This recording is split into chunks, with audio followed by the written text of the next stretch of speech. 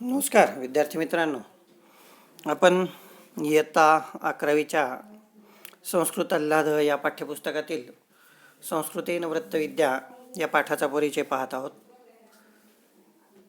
मागील व्हिडिओ पाठात आपण पाहिलं की आधुनिक समाजामध्ये पत्रकारितेला खूप महत्त्व आहे. पत्रकारिता हे एक जीवनातला महत्त्वाचा असा भाग आहे आणि संस्कृत भाषेमध्ये पत्रकारिता ही मोठ्या प्रमाणात विकसित झालेली आपण पाहिलं. संस्कृतमध्ये दैनिक, साप्ताहिक, पाक्षिक, मासिक, द्वैमासिक, त्रैमासिक, षण्मासिक, वार्षिक आणि विशेषांक इत्यादी अनेक प्रकार हे प्रकाशित होत आहेत. इथपर्यंत आपण माहिती पाहिली. चला आज पोहूया त्याच्यात पुढचा भाग.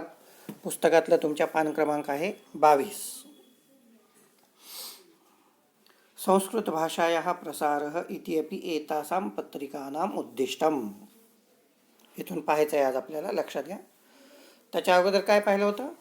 तासु दैनिकं, साप्ताहिकं, पाक्षिकं, मासिकं, द्वैमासिकं, त्रैमासिकं, षण्मासिकं, वार्षिकं तथा विशेषांकम् इत्यादयः प्रकाराः अंतर्भूतः. संस्कृतमध्ये ज्या विविध पत्रिका प्रकाशित होतात त्यामध्ये दैनिक, साप्ताहिक, पाक्षिक, मासिक, द्वैमासिक, त्रैमासिक, षण्मासिक, वार्षिक आणि विशेषांक इत्यादी हे महत्त्वपूर्ण प्रकार अंतर्भूत आहेत. पहा पुढे आज. संस्कृत भाषायाः प्रसारः इति अपि एतासां पत्रिकानाम् उद्दिष्टम्. प्रसारः संस्कृत भाषायाः, संस्कृत भाषेचा प्रसार होणे, इति अपि हे सुद्धा, एतासां पत्रिकानाम् उद्दिष्टम हे सर्व या संस्कृत पत्रिकांचं उद्दिष्ट आहे. काय झाला पाहिजे? तर संस्कृत भाषेचा प्रसार झाला पाहिजे. खरं तर भारतातली प्राचीन भाषा म्हणून संस्कृतला महत्त्व आहे, परंतु कालोखामध्ये प्रादेशिक भाषेच्या बोलीचालीमध्ये संस्कृत भाषेकडे थोडंसं दुर्लक्ष आज झालेलं तुम्हाला दिसेल कदाचित. परंतु संस्कृत भाषा ही एकदम बंद पडली किंवा अस्तित्वातच नाही असं नाही, तर तिचा एक प्रसार होणं खूप गरजेचं आहे आणि हेच या पत्रिकांचं उद्दिष्ट आहे. जनाः संस्कृतं पठितुम् उत्सुकाः भवन्तु इति धिया एतासु पत्रिकासु सरलसंस्कृतेन वार्ताः, लेखाः, काव्यानि, कथा च समाविष्टाः सन्ति. काय या पत्रिकांचं उद्दिष्ट? पहा.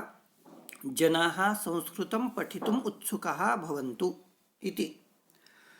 लोक संस्कृत शिकण्यासाठी उत्सुक झाले पाहिजेत, लोकांनी संस्कृत शिकलं पाहिजे. इति धिया या विचाराने, एतासु पत्रिकासु या सर्व पत्रिका म्हणजे दैनिक असेल, साप्ताहिक असेल, मासिक असेल, या सर्व पत्रिका, सरळ संस्कृतेन वार्ता, या पत्रिकांमधून काय? सरळ संस्कृतेन वार्ता, सरळ संस्कृत भाषेमध्ये बातम्या, ज्याला आपण वार्ता म्हणतो, लेख हा वेगवेगळ्या प्रकारचे लेख, काव्यानी वेगवेगळ्या प्रकारचं काव्य, कथा च आणि कथा, समाविष्टाः सन्ति समाविष्ट आहेत किंवा होतात आहेत या अर्थाने.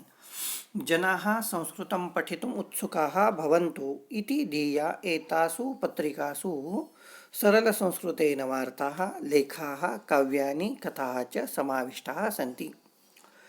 लोक संस्कृत शिकण्यासाठी उत्सुक आहेत या विचाराने या सर्व पत्रिकांमधून सरळ संस्कृतमध्ये बातम्या, लेख, काव्य, कथा या सर्वांचा समावेश आहे किंवा होतो.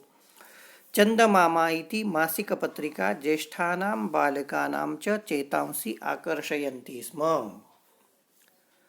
आपल्याला माहिती आहे, चेन्नई या शहरामधून चंदमामा नावाचं एक संस्कृत मासिक दर महिन्याला प्रकाशित होणारं असं आहे. या चंदमामा भारतातल्या 20 भाषेमध्ये प्रकाशित होतं. मराठीमध्ये आपण चांदोबा नावाचं मासिक ऐकलेलं असेल किंवा पाहिलेलंही असेल. आजही ते मराठीत चांदोबा नावाचं मासिक प्रकाशित होतं आणि त्याची संस्कृत आवृत्ती म्हणजे चंदमामा हे मासिक आहे. चंदमामा इति मासिक पत्रिका बालकानां ज्येष्ठानां च चेतांसी आकर्षयन्ति स्म. चंदमामा ही मासिक पत्रिका बालकांचा आणि मोठ्या लोकांचाही मन आकर्षित करते किंवा त्यांच्या मनाला भुरळ पाडते. म्हणजेच त्या पत्रिकेमध्ये, मासिक पत्रिकेमध्ये मुलांसाठी आणि मोठ्यांसाठी सुद्धा वाचनीय लेख कथा या सर्व गोष्टीचा समावेश आहे. इदानीम आता गुंजारवः संस्कृत भवितव्यं गीर्वाण सुधा भारती संभाषण संदेशः समर्पणम इत्यादीनी नियतकालिकानी संस्कृत प्रसार प्रचार कार्यरतानी. आजही गुंजारव नावाचं, संस्कृत भवितव्यम नावाचं, गीर्वाण सुधा नावाचे, भारती नावाचे, संभाषण संदेश या नाव असलेलं, समर्पणम हे नाव असलेलं इत्यादीनी अशा अनेक नियतकालिके जे नियमित प्रकाशित होतात ती नियतकालिक संस्कृत प्रसार प्रचार कार्यरतानी संस्कृतचा प्रचार आणि प्रसार यासाठी कार्यरत आहेत. म्हणजे आजही तुम्हाला संस्कृत भाषेतलं ह्या सर्व मालिका किंवा मासिक नियतकालिक हे तुम्हाला पाहायला भेटतात. कोणकोणते? गुंजारव, संस्कृत भवितव्यम, गीर्वाण सुधा, भारती, संभाषण संदेश आणि समर्पणम इत्यादी अनेक नियतकालिक संस्कृत भाषेचा प्रचार आणि प्रसार यामध्ये कार्यरत आहेत. म्हणजे या सर्व गोष्टी संस्कृत भाषेमधून प्रकाशित होत आहेत. सुधर्मा तथैव विश्वस्य वृत्तान्तः एते संस्कृतदैनिके अद्यापि संस्कृतमाध्यमेन वार्तांकनं कुरुत इति अत्र विशेषः. आजही सुधर्मा तथैव विश्वस्य वृत्तांत, सुधर्मा आणि त्याचबरोबर विश्वस्य वृत्तांत येते संस्कृत दैनिके, हे संस्कृत दैनिक, दैनिक म्हणजे दररोज प्रकाशित होणारे, लक्षात घ्या. येते संस्कृत दैनिके अद्यापि, हे दोन संस्कृत दैनिक कोणकोणते? सुधर्मा आणि विश्वस्य वृत्तांत, हे दोन संस्कृत दैनिक संस्कृत माध्यमेन वार्तांकनं कुरुतः, संस्कृत माध्यमातून बातम्या प्रसारित करतात किंवा वार्तांकन करतात, लेख प्रकाशित करतात. इति अत्र विशेषः, हे या ठिकाणी विशेष होय. पुढे पहा. जून मासस्य 30तमे दिने 4791तमे ख्रिस्ताब्दे.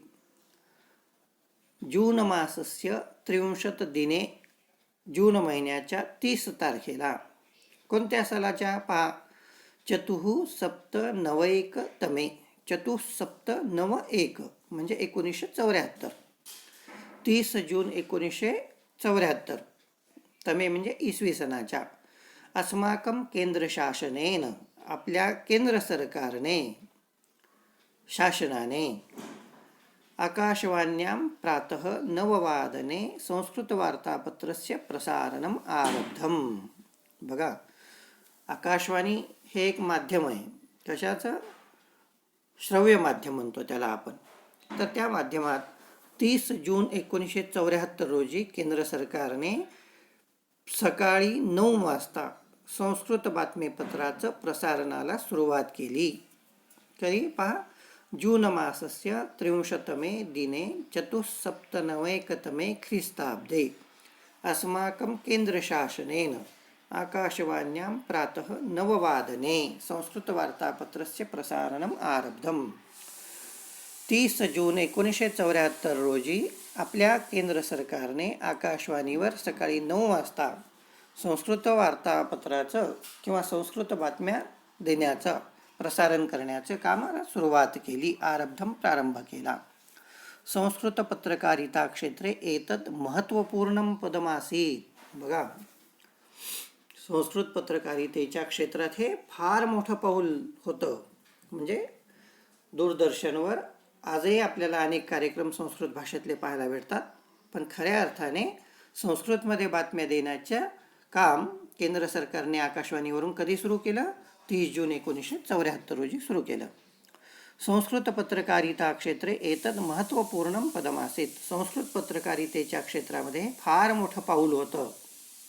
तदनंतरम अचिरादेव संध्यासमये 10:06 द्वितीयं संस्कृत वार्तापत्रमपि आरब्धम. तदनंतरम, आणि त्यानंतर, अचिरादेव लवकरच, संध्यासमये संध्याकाळी, 10:06 षड्वादने म्हणजे 6 वाजता, 10 म्हणजे 6:10 10:06 सायंकाळी 6:10 द्वितीयं संस्कृतवार्तापत्रमपि आरब्धम. दुसरं संस्कृत वार्तापत्र सुरू केलं, म्हणजे दुसऱ्या बातम्या देण्याला सुरुवात झाली संस्कृतमध्ये. वृत्तनिवेदकः बलदेवानंदसागरः निवेदनकौशल्येन प्राप्तख्यातिः. आपल्याला माहिती आहे, निवेदन करणे म्हणजे सांगणे, बातम्या सांगणारा किंवा बातम्या कथन करणारा जो असतो त्याला आपण वृत्तनिवेदक असं म्हणतो. वृत्त इति बातमी, निवेदक म्हणजे निवेदन करणारा, सांगणारा. वृत्तनिवेदकः बलदेवानंदसागरः. संस्कृतमध्ये एक फार मोठं नाव आहे वृत्तनिवेदकाच्या क्षेत्रामध्ये. त्यांचं नाव आहे बलदेवानंद सागर. जसं हिंदी आकाशवाणीवर अमीन सयानी हे नाव तुम्हाला परिचयाचं आहे, तशा पद्धतीनं संस्कृत क्षेत्रामध्ये वृत्तनिवेदक म्हणून बलदेवानंद सागर फार मोठे व्यक्ती आहेत. वृत्तनिवेदकः बलदेवानंद सागरः निवेदन कौशल्येन प्राप्तख्याती. आपल्या निवेदन कौशल्यामुळे वृत्तनिवेदक बलदेवानंद सागर यांनी ख्याती प्राप्त केली आहे किंवा प्रसिद्धी मिळवलेली आहे. संस्कृत माध्यमेन पत्रकारिता शनैः प्रगतीपथम अगच्छत. संस्कृत माध्यमातून पत्रकारिता ही शनैः हळूहळू प्रगतीपथम अगच्छत, प्रगतीपथावर गेली, म्हणजे त्यामध्ये प्रगती झाली. संस्कृत पत्रकारितेच्या क्षेत्रामध्ये मोठमोठ्या गोष्टी घडत गेल्या. ऑगस्ट मासस्य 21तमे दिने 499तमे ख्रिस्ताब्दे. पुढे कंसात तो शब्द दिलेला आहे. 21 ऑगस्ट 1994 रोजी इसवी सन दूरदर्शनने साप्ताहिकम म्हणजे साप्ताहिक म्हणजे दर आठवड्याला संस्कृत वार्तापत्रम प्रसारितम, एक संस्कृत वार्तापत्र ते प्रसारित करू लागले. कोण? दूरदर्शन या वृत्तवाहिनीवर किंवा चॅनलवर. कधी? ऑगस्ट मासस्य 21तमे दिने, ऑगस्ट महिन्याच्या 21 तारखेला. कोणत्या इसवी सणाच्या? 499तमे ख्रिस्ताब्दे, 1994 इसवी सणाच्या.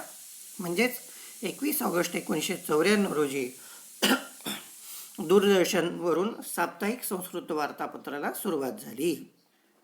सांप्रतम, आता दूरदर्शनद्वारा प्रतिसप्ताहं प्रसार्यमानः, दूरदर्शनवरून प्रत्येक आठवड्याला प्रसारित केल्या जाणारा वार्तावली इति कार्यक्रमः. वार्तावली हा संस्कृतमधला कार्यक्रम विशेष उल्लेखनीय, विशेष असा उल्लेखनीय आहे किंवा त्याचा विशेष उल्लेख आपल्याला करावा लागेल.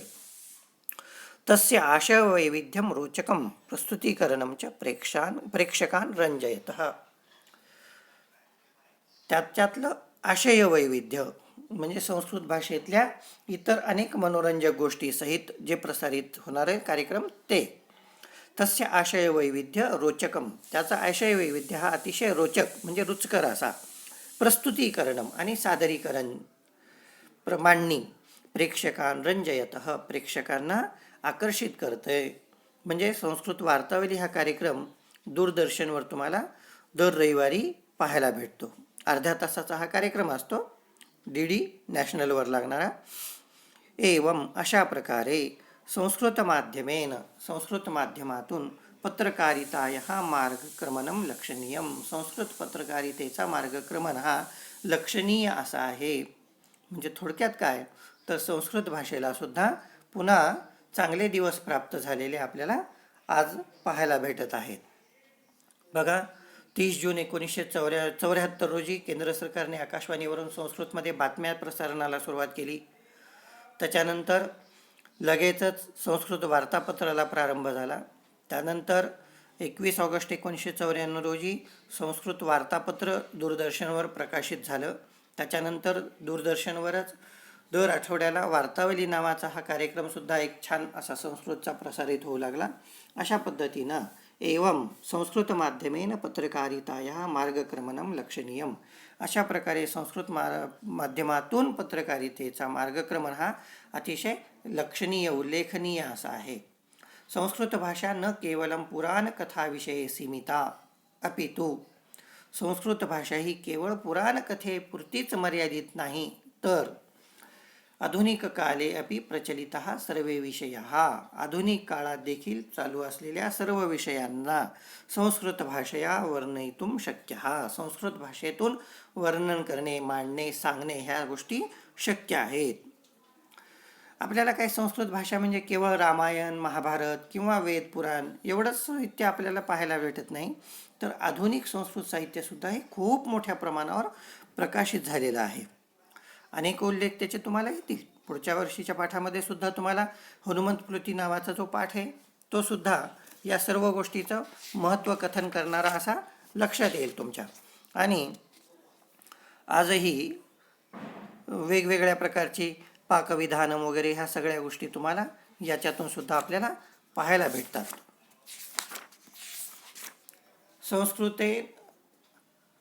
संस्कृत भाषा न केवलं पुराणकथाविषये सीमिता अपि तु आधुनिककाले अपि प्रचलितः सर्वे विषयाः संस्कृतभाषया वर्णयितुं शक्यः.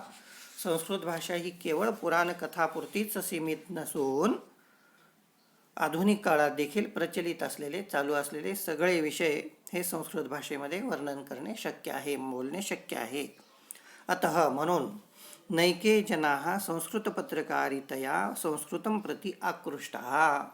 अतः म्हणून नैके जनाः, अनेक जण, संस्कृत पत्रकारितया संस्कृतं प्रति आकृष्टा. संस्कृत पत्रकारितेमुळे संस्कृत भाषेकडे किंवा संस्कृत विषयाकडे आकृष्ट झालेले आपल्याला पाहायला भेटतात. संस्कृतेन पत्रकारितां युवकाः वृत्तिरूपेण अपि स्वीकर्तुं शक्नुवन्ति इति विचारेण भारतीय जनसंचार संस्था द्वारा संस्कृतपत्रकारिता अभ्यासक्रमः अपि आरब्धः.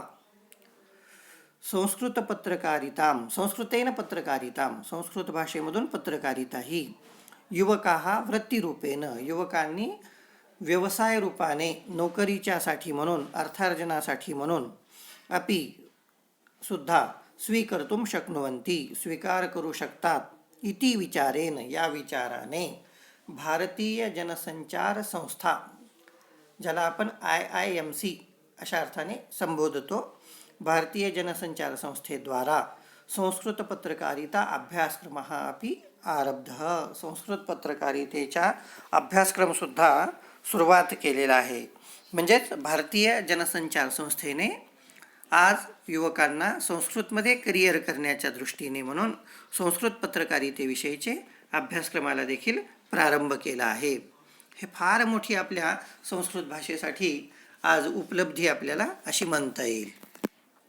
आधुनिक समाज माध्यमेषु अपि संस्कृतस्य उपयोजनं बहुशः दृश्यते. आधुनिक समाज माध्यमामध्ये म्हणजे वेगवेगळी जी काही माध्यमं आहेत तर त्या सर्वांमध्ये संस्कृतस्य उपयोजनं बहुशः दृश्यते. संस्कृतचा कार्य किंवा संस्कृतचा उपयोग हा मोठ्या प्रमाणावर दिसतो. तत्कृते, आणि त्यासाठी संस्कृत ज्ञानस्य आवश्यकता वर्तते, आणि त्यासाठी म्हणून संस्कृत विषयाचं ज्ञान याची खूप महत्त्व आहे किंवा त्याची आवश्यकता आहे. अतः म्हणून संस्कृतज्ञानां युवकानां कृते विस्तृतं कार्यक्षेत्रम उपलब्धम अस्ति. संस्कृतज्ञ युवकांच्यासाठी म्हणजे संस्कृत भाषेच्या जाणकार असलेल्या युवकांसाठी विस्तृतम कार्यक्षेत्रम, मोठ्या प्रमाणावर असं कार्यक्षेत्र उपलब्धम अस्ति इति, या ठिकाणी उपलब्ध आहे. म्हणजे भारतामध्ये या संस्कृत भाषेचा जसा प्राचीन काळात मोठ्या प्रमाणावर विकास झालेला दिसतो, त्याच पद्धतीनं आजही संस्कृत भाषेचा मोठ्या प्रमाणात विकास आणि त्याचा प्रचार हा भारतामध्ये होत आहे. वेगवेगळ्या IIT प्रशिक्षण संस्थेमधून सुद्धा किंवा IIT संस्थेमधून सुद्धा संस्कृत भाषेची प्रशिक्षण वर्ग वगैरेही आजसुद्धा आपल्याला चालू असलेली दिसून येतात. धन्यवाद.